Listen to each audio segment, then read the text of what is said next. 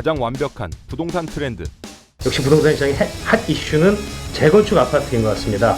궁금한 것만 콕 집는 토크쇼. 공무원이 뭘 판단하겠습니까? 정치적으로 시달리고 언론에 시달리고 이렇게 하는데 할 말 다 하는 토크쇼. 많이 올랐으면 위험도 높다는 점은 알찬 정보만 모은 토크쇼. 리얼 직격 부동산 토크쇼. 찍덕찍덕. 자, 이번 시간에는 그 뉴스 포커스 코너를 제가 좀 마련해봤습니다. 요즘 부동산 시장에서 가장 뜨거운 감자라고 할 수 있는 주제인데요. 바로 주택 대출 규제 문제가 되겠습니다. 정부가 이 가계부채 관리 차원에서 내년부터 이 주택 대출을 굉장히 조이겠다, 이렇게 지금 나오고 있죠. 뭐 예를 들면 이런 겁니다. 내년부터 이제 그 여신 심사 이제 가이드라인을 이제 강화를 하는데, 이게 이제 은행에서 이제 그 돈 빌려줄 때 이제 가이드라인인데, 한마디로 돈을 빌려가지고 집을 사기 어렵게 만든다는 건데, 이제 이 중에 이제 대표적인 게 뭐가 있냐면 그 아파트 이제 중도금 대출, 이게 이제 나중에 입주 때가 되면 잔금 대출로 돌려지게 되는데, 그때 지금은 어떻게 돼 있냐면 이제 5년 거치 기간을 주도록 돼 있는데, 앞으로는 이걸 바로 그 원리금 상환으로 들어가야 된다, 이렇게 강화가 된단 말이죠. 또 보금자리론도 지금 이제 내년부터는 그 연소득 7천만 원 부부 합산 이하의 경우에만 이제 적용을 해주겠다. 또 뭐 디딤돌 대출도 좀 뭐 그 주택 가격을 예전에 6억까지 적용이 됐던 게 이제 5억까지만 적용이. 그렇죠. 자, 이런 식으로 좀 굉장히 좀 주택 대출을 강화하기 시작했어요. 근데 자, 그러면 이게 사실 뭐 물론 이제 정부는 이제 가계 부채 문제가 늘 안고 있는 뇌관이다, 한국 경제의 뇌관이다, 시한폭탄이다, 뭐 이 얘기를 한단 말이죠. 이게 지금 1,300조 정도 된다는 건데, 근데 이게 어제 오늘의 문제는 아니지 않습니까? 지금 가계부채가 GDP 대비로 보면은 그렇게 위기 수준은 아니에요. 근데 가처분 소득 대비로 보면은 이미 위기 수준을 넘어섰다. 서프라임 사태 때보다는 더 넘어섰다라고 보는 게 일반적인 시각입니다. 근데 문제는 이제 정부가 이런 대책을 할 때 급격하게 딜레버리징을 하게 될 경우에는 어떤 문제가 생기느냐? 서민들이 힘들어져요. 미국이 가계부채 감축을 제일 잘한 나라 중에 하나입니다. 서프라임 사태 이후에. 근데 3년 만에 500만 명이 길거리에 앉았어요. 그 이후에 200만 명이 추가로 길거리에 앉았고요. 그 집이 압류당하거나 좀 포클로징 당하고 총 한 700만 명이 길거리 나앉았는데, 자, 그렇게 해서 가계부채를 잘 감축한 나라예요. 지금 그게 최고의 CEO들은 또 뭐 수천억 원에 가까운 인센티브를 받고 그렇게 가계부채를 감축했죠. 우리도 그런 길을 따를 것이냐? 그건 아니라고 봅니다. 그래서 적어도 서민이 살 길은 열어줘야 되는 거고, 지금 가계부채 감축에서도 그게 가장 중요한 점이 아닌가라고 보여집니다. 근데 최근에 정부가 보여준 그 형태들은 상당히 실망적이에요. 왜 그런가 하면 가계부채를 감축하는데 실효성도 없고 나타나봐야 1, 2년 뒤에 조금 나타날 수 있는 정책입니다. 그리고 그걸 꼭 이 시점에 내년에 뭐 구조조정을 위한 경제 불안, 트럼프로 인한 경제 불안, 금리 인상, 그리고 또 뭐 저 물량 폭탄으로 인한 하락, 다 안 좋은 상황에서 굳이 이 시점에 그걸 내놔야 되느냐. 그렇죠. 그리고 매년 초마다 우리가 해왔던 게 경기 부양 대책입니다. 뭐 조기 재정 집행하라, 추가 경정 예산 편성하라, 이 얘기를 지금부터 벌써부터 하고 있는데 11월 달에는 그걸 다 꺼뜨리겠다는 정책을 내놓은 거거든요. 도대체 부처안의 회의가 회의라 뭐 컨트롤이 되는 건지도 모르겠고, 그리고 실효성이 없을지도 모를 대책인데 지금은 실효성을 발휘합니다. 경제가 그만큼 체력이 약해요. 그러니까 굳이 이렇게 하는 것들은 굉장히 나쁜 정책으로 보여진다라고 얘기집니다. 그렇죠. 신 교수님 말씀 중에 이제 중요한 포인트가 다 나왔습니다. 저는 우선 그 임종용 금융위원장이 앞장서서 여기 지금 주택담보대출이죠. 부동산 대출을 규제를 좀 강화했다. 뭐 DSR, 총부채 원리금 상환 비율.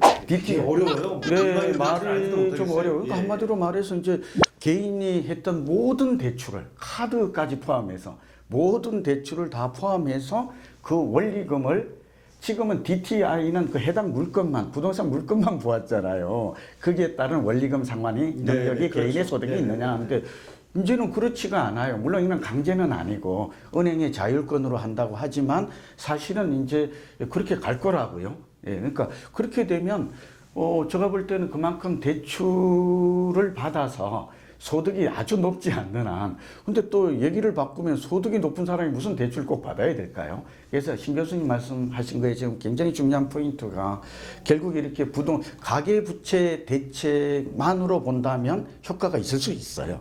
그러나 두 가지 문제가 생기죠. 당장 은행권의 그 부동산 대출은 줄어드는 반면에 제2금융권이 지금 폭증하고 있는 거예요. 근데 제2금융권으로 넘어가는 순간 두 가지 문제가 발생하죠. 개인의 신용평점, 신용등급이 낮아지고 이자율이 금리가 2배로 뛰어 올라요. 그런데다가 또 다음에 지금 제2금융권도 규제하겠다고 하니까 이번에는 제3금융기관이 어디죠? 대부업체예요. 이건 정말 살인적인 곳에 몰려.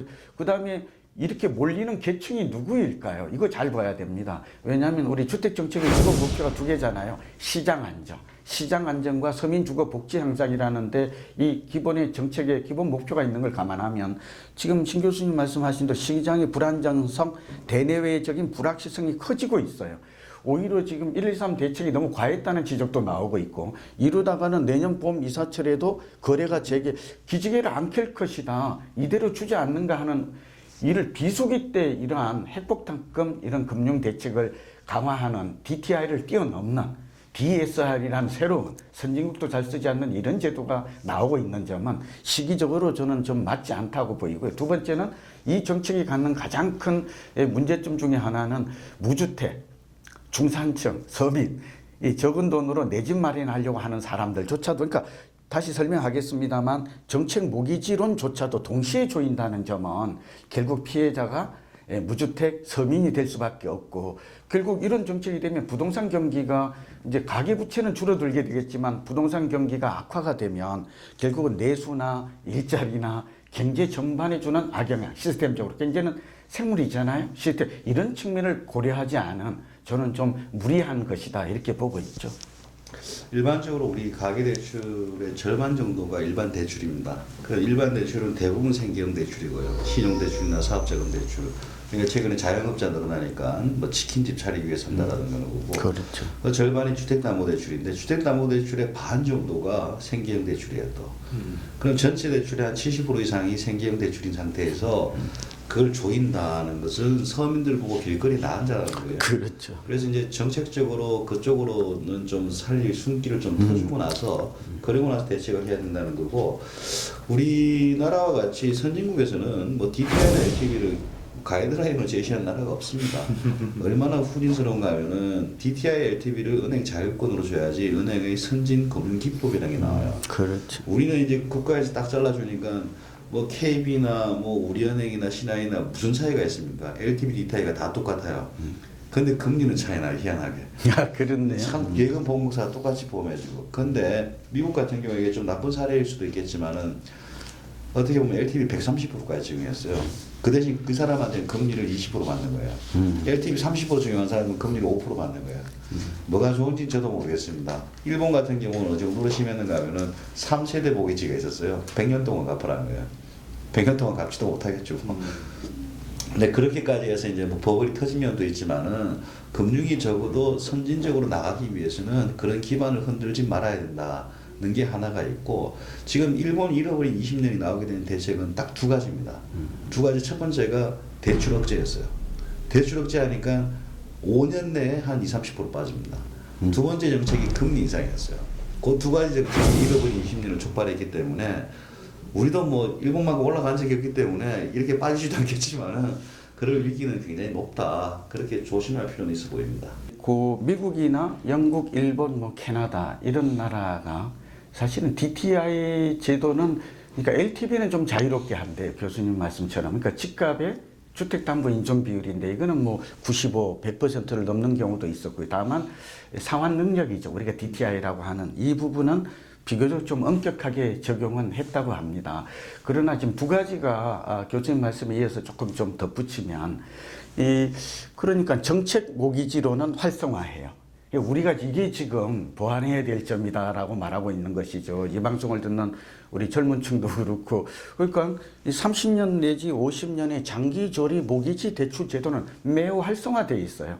그래서 내 집 마련을 하고자 하는 사람에게 자가주택 촉진책이라고 해서 그러니까 실수요자에게 이 금융 자체는 이거는 금리와 무관하게 장기적으로 국가가 장려책을 펴고 있는 거거든요. 근데 우리는 지금 어떻게 합니까? 앞서 그 유 차장이 말씀하셨지만 디딤줄 대출의 대출 금리도 슬근슬근 모르고 있고 또 트럼플레이션 때문에 금리 인상 가능성도 커져 있고 리스크가 커진 것이죠.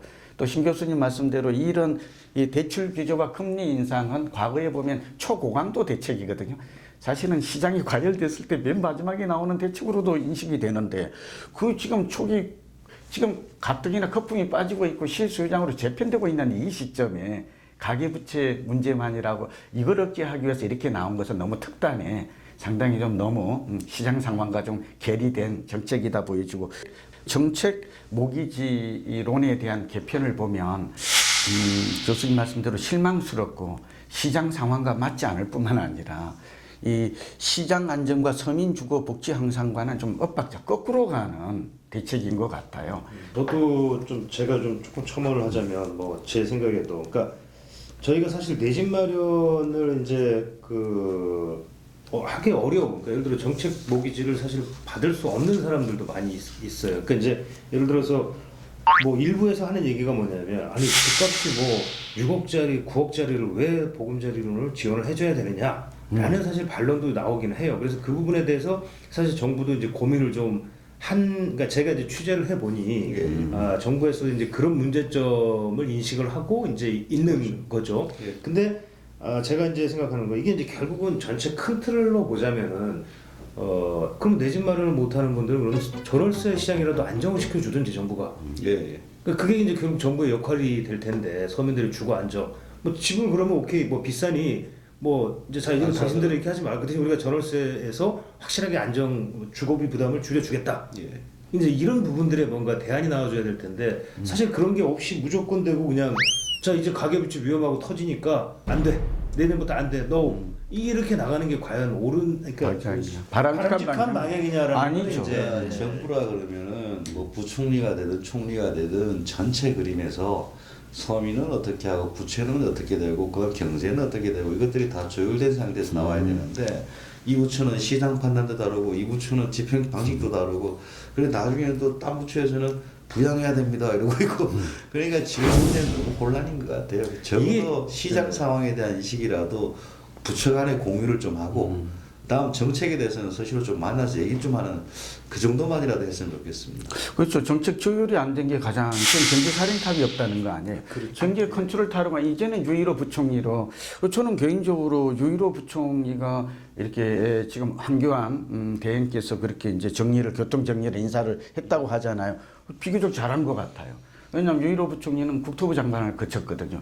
그러니까 지금 이 신 교수님 말씀하신 대로 지금 국토부와 기재부와 금융위의 생각이 각각 달라요.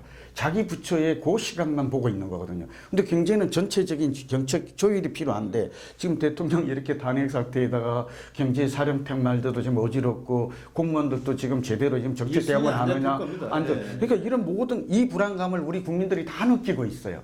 그러니까 오늘 지금 이 얘기를 하고 있는 것인데 그래서 부동산에 대한 가계부채의 대책도 필요하지만 부동산 시장이라는 이거는 주거 안정이라든지 서민 주거 복지와 아주 직결되잖아요. 이런 문제는 좀 심사숙고하고 부처 간의 정책 조율도 충분히 거친 뒤에 나오는 게 좀 바람직해 보여요. 예, 사실 참 제가 할 말이 굉장히 할 얘기가 굉장히 많습니다. 많지만 끝도 없을 것 같습니다 이게. 네.